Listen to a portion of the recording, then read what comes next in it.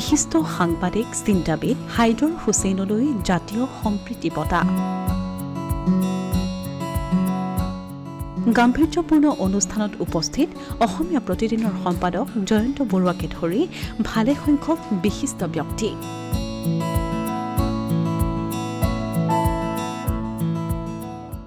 বিশিষ্ট চিন্তাবিদ সাংবাদিক তথা অসমৰ সমাজ জীৱনৰ এগৰাকী সমন্বয়ৰ সাধক হাইদৰ হুছেইনক শনিবাৰে তেখেতৰ বাসগৃহত প্ৰদান কৰা হয় জাতীয় সম্প্ৰীতি বঁটা।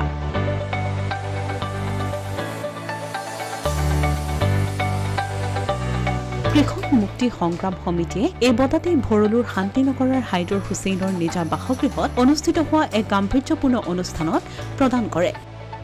উক্ত অনুষ্ঠানটিত ৰাজ্যৰ ভিন্ন ক্ষেত্ৰৰ ভালেসংখ্যক গণ্যমান্য ব্যক্তি উপস্থিত থাকে। কৃষক মুক্তি সংগ্ৰাম সমিতিৰ বিদ্যুৎ শইকীয়াই আঁতধৰা অনুষ্ঠানটিত জাতীয় সম্প্ৰীতি বঁটা গ্ৰহণ কৰি হাইদৰ হুছেইনে ব্যস্ততাৰ মাজত সকলো আহি উপস্থিত হোৱাৰ বাবে গভীৰ সন্তুষ্টি প্ৰকাশ কৰে। লগতে দল সংগঠনসমূহক কেৱল বঁটা সন্মান দিয়াৰ উপৰিও অসমীয়া ভাষা সংস্কৃতি আৰু জাতিৰ সুৰক্ষাৰ বাবে কাম কৰিবলৈ আহ্বান জনায়। কৃষক মুক্তিয়ে সংগঠিতভাৱে মোক সম্প্ৰীতি বঁটাৰে সম্বৰ্ধিত কৰাৰ বাবে তেখেতসকলক ধন্যবাদ জনাইছোঁ। আৰু কৃষক মুক্তিৰ এই অনুষ্ঠানলৈ অসমৰ বিভিন্ন প্ৰান্তৰ বিশেষকৈ গুৱাহাটীত বসবাস কৰা আজিৰ অসমৰ আটাইতকৈ প্ৰাসংগিক যিকেইজন সামাজিক ব্যক্তি তেখেতসকলৰ উপস্থিতিয়ে আমাক উৎসাহিত কৰিছে আৰু আমি আশা ৰাখিছোঁ অসমৰ এই সংকটকালীন সময়ছোৱাত অসমক এটা নতুন নেতৃত্বৰে আৰু আশাৰ নতুন বাট দেখুৱাব বুলি মই নিতান্তই আশাবাদী। মই দীঘলীয়া বক্তৃতাৰে আপোনালোকক আমনি দিব নোখোজোঁ, কিন্তু আজিকালি এই বঁটা বিশেষকৈ আপোনাৰ মোকেই যোৱা বিগত কালচোৱাত এতিয়াও 4টামান পেইণ্টিং আছে আপোনাৰ, মই নাযাওঁ বুলি কৈছোঁ বেলেগ কথা। এই যে বঁটাৰ প্ৰাদুৰ্ভাৱটো ইমান বাঢ়িছে, বঁটা বুলি কৈ শেষত আপোনাৰ এখন সম্বৰ্ধনা পত্ৰ দিয়ে। সম্বৰ্ধনা পত্ৰ বুলি ক'লেও হয়, 1 নম্বৰ। 2 নম্বৰ হ'ল যে মোকে জীৱনজোৰা সাধনা বঁটা বহুত দিলে। মই জীৱনজোৰা সাধনা একো কৰা নাই। মানুহ হিচাপে জন্মিলে সমাজৰ বাবে মানুহৰ বাবে কিবা কৰাটো প্ৰতিজন মানুহৰে কৰ্তব্য। গতিকে মই মোৰ কৰ্তব্য সীমাবদ্ধতাৰ মাজেৰে কৰিছোঁ। অচ্যুত পাটোৱাৰী অচ্যুতে তেওঁৰ নিজৰ সীমাবদ্ধতাৰে নিজৰ কাম কৰিছে। জয়ন্ত বৰুৱা ডাঙৰীয়াও তেখেতৰ যি সামাজিক বিস্তৃতি আৰু তেখেতৰ যি সামৰ্থ্য অনুসাৰে নিজক জাতিৰ স্বাৰ্থত নিয়োজিত কৰাৰ ক্ষেত্ৰত অহোপুৰুষাৰ্থ কৰিছে। তাৰ কাৰণে আমাক বঁটা বাহনৰ প্ৰয়োজন নাই। আহক আমি সকলোৱে মিলি যে সংকট কালত জাতিটোক বচাওঁ আৰু অসমীয়া জাতিটো যাতে কোনো কালে সংকটৰ গৰ্ভত নপৰে সেই সম্পৰ্কে আশংকামুক্ত হওক, এনে এটা পৰিৱেশ সৃষ্টিৰ বাবে আমি সকলো ঐকান্তিকভাৱে সকলোৱে কাম কৰোঁ। সেই প্ৰত্যাশা ৰাখিলোঁ আৰু আপোনালোকে আজি মোক যি আদৰ দেখুৱালে, যি মৰম কৰিলে, সেই মৰমৰ বাবে মই কৃতজ্ঞ হ'লোঁ। অনুষ্ঠানটিত বিশিষ্ট অতিথি হিচাপে উপস্থিত থাকে অসমীয়া প্ৰতিদিনৰ সম্পাদক তথা স্বাধীন প্ৰতিদিন গোষ্ঠীৰ স্বত্বাধিকাৰী জয়ন্ত বৰুৱা। অনুষ্ঠানটিত তেওঁ প্ৰদান কৰা ভাষণৰ প্ৰসংগত অসমীয়া প্ৰতিদিন তথা স্বাধীন প্ৰতিদিন গোষ্ঠীৰ সংকটকালত হাইদৰ হুছেইনৰ সহযোগিতাৰ কথা আন্তৰিকতাৰে সোঁৱৰণ কৰে। হাইদৰ হুছেইন ডাঙৰীয়া আৰু আমাৰ সকলোৰে শ্ৰদ্ধাৰ বাইদেউ উপস্থিত সুধীৰবৃন্দ আৰু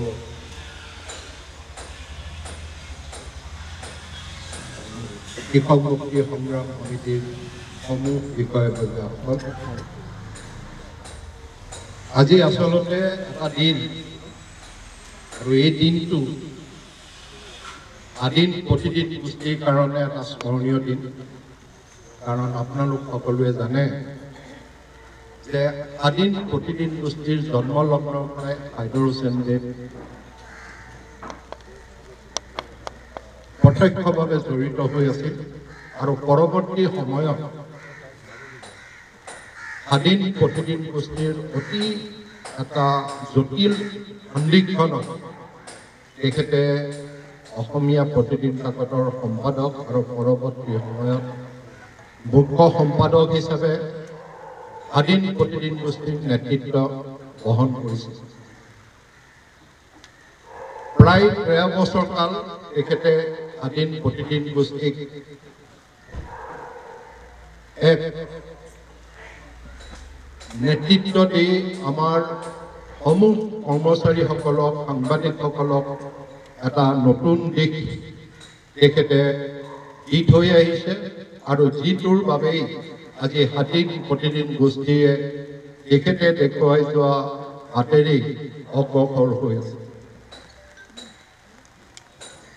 হাইদৰ হুছেইন ডাঙৰীয়া অকল সাংবাদিকে নহয়, তেখেতে সমাজ জীৱনত আমাৰ অতি সাধাৰণ ৰাইজৰ আৰু বিশেষকৈ আমাৰ কৃষকসকলৰ লগতো তেখেতৰ এটা আন্তৰিক সদায় এটা বাৰ্তালাপ আছিল আৰু সমাজৰ বিভিন্ন অনুষ্ঠান প্ৰতিষ্ঠানত গৈ তেখেতে এটা সমাজৰ এটা বাস্তৱ ছবি দাঙি ধৰি আমাৰ সমাজখনক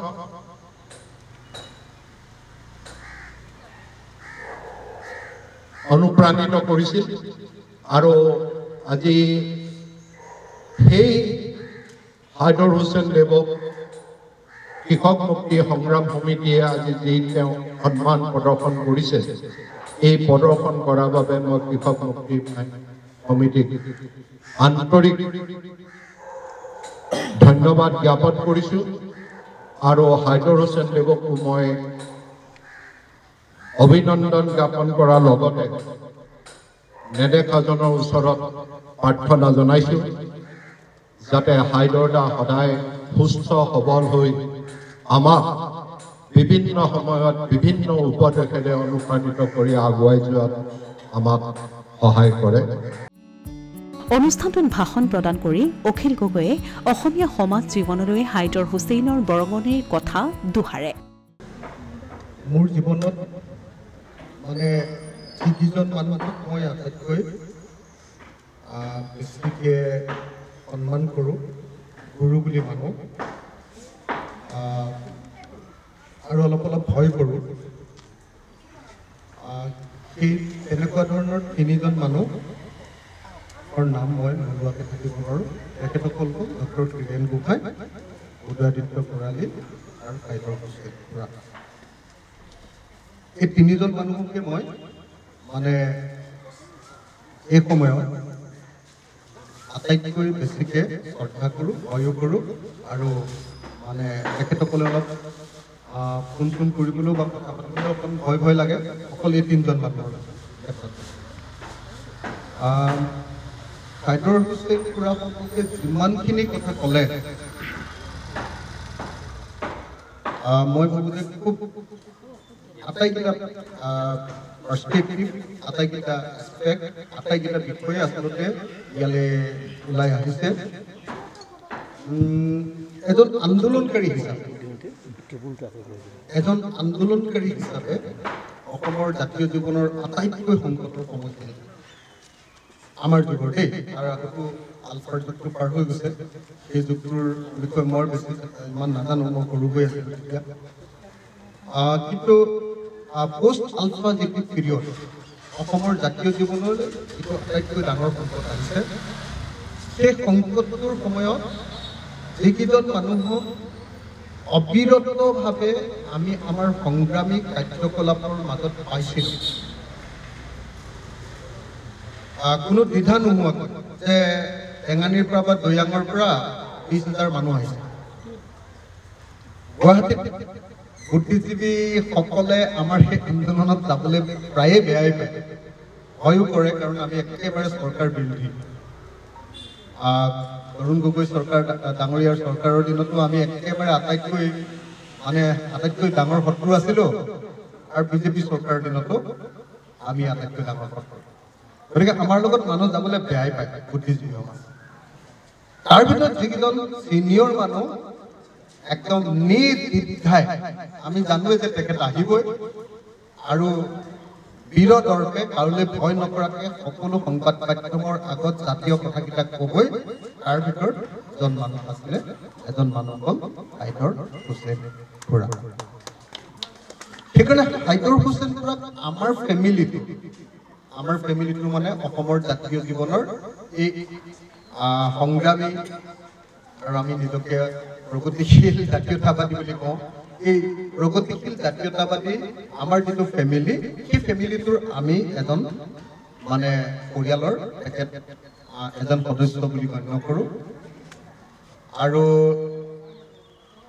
তাৰ উপৰিও মোৰ এটা ব্যক্তিগত সম্পৰ্ক আছে ৰাছেল, আমি একেলগতে পঢ়া। গতিকে ৰাছেল আৰু মই একদম কলেজীয়া দিনৰে বন্ধু, আৰু ৰাছেলৰ দেউতাক হাইদৰ হুছেইন খুৰা, গতিকে সেই ফালৰ পৰাও মোৰ এটা আত্মীয়তা আছে। গতিকে মই জীৱনত যদি মই কওঁ যে এই পৃথিৱীলৈ অহাৰ পাছত মই যিবিলাক মানুহক আটাইতকৈ ভাল পোৱা মানুহবিলাক আছে তাৰ ভিতৰতে এজন মানুহ হাইদৰ হুছেইন খুৰা।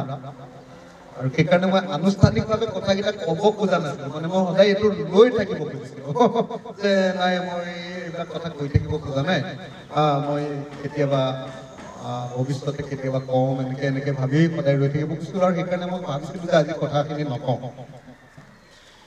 আৰু সকলোৱে কৈ থাকে, ইতিমধ্যে অখিল ৰঞ্জন দত্ত ডাঙৰীয়াই ক'লে যে আমি অম্বিকাগিৰিক দেখা নাই।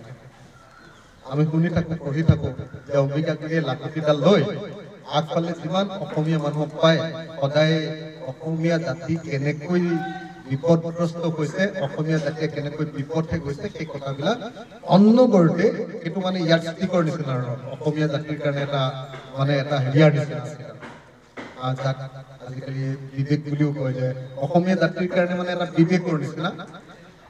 তেনেকুৱা আমাৰ সমাজখনৰ এডাল ইয়াৰ ষ্টিক বোধহয় হাইদৰ হুছেইন। জ্যেষ্ঠ অধিবক্তা শান্তনু বৰঠাকুৰে হাইদৰ হুছেইনৰ জীৱনক লৈ এখন আত্মজীৱনী উলিওৱাৰো পোষকতা কৰে। পৰিয়াল তথা তেওঁৰ শুভাকাংক্ষীসকলক এই দিশত গুৰুত্ব দিবলৈ আহ্বান জনায় বৰঠাকুৰে। অনুষ্ঠানটিত সঞ্জীৱ ফুকন আৰু অচ্যুত পাটোৱাৰীয়ে কৰ্মজীৱনত সহকৰ্মী হিচাপে হাইদৰ হুছেইনৰ সান্নিধ্যৰ কথা দোহাৰে। উক্ত অনুষ্ঠানটিত চিন্তাবিদ ময়ূৰ বৰা, অসমীয়া প্ৰতিদিনৰ ধৈৰ্য হাজৰিকা, অসমবাণীৰ সম্পাদক দিলীপ চন্দন, গুৱাহাটী বিশ্ববিদ্যালয়ৰ ৰাজনৈতিক বিজ্ঞান বিভাগৰ মুৰব্বী অখিল ৰঞ্জন দত্তকে ধৰি বহুকেইগৰাকী ব্যক্তিয়ে নিজৰ বক্তব্য দাঙি ধৰে। Asomiya Pratidin digital desk.